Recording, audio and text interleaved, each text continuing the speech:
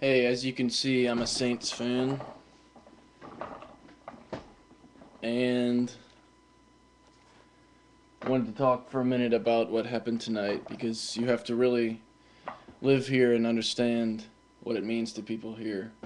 Um, I was a Saints fan since I was a kid. It just shows you.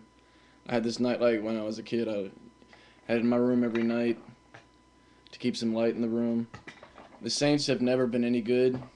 It took more than 10 years before they had a 50% season, the same wins as losses, more than 20 years before they even had a winning season.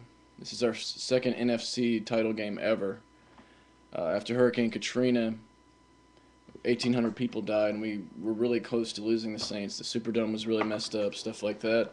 My grandpa actually remembers going to the first Saints games over 40 years ago when they were at Tulane Stadium before there was even a Superdome. And people who aren't from here really don't understand what the team means to the city.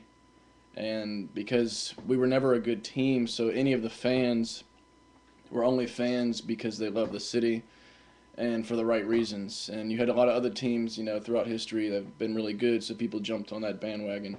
The Saints never had that because they were never that good of a team. So any of the fans that they had would have been there because, they loved the team and the people on it and what they did for the city, and they love the city because the city is so connected to the team. It's not even funny. And even at the NFC title game when we won, they said we have the best fans ever because it's not like no other city.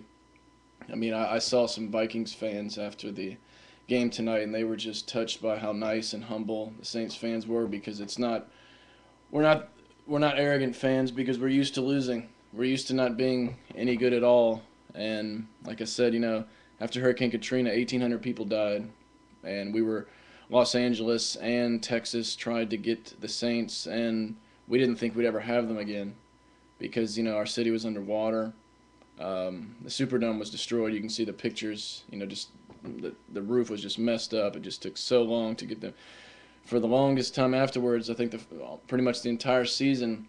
Next season, they played in other places, and we just didn't know if we'd ever get them back. And for them to win the Super Bowl, I mean, to get in the Super Bowl is such a huge deal to us. For a lot of other teams, winning the Super Bowl is what matters the most. But just for us to finally get this far in the 40 something years that we've been a franchise is just such a huge deal. And people make fun of us because we say "who dat," but they don't understand living down here. That's how a lot of people talk, and that's where that line came from.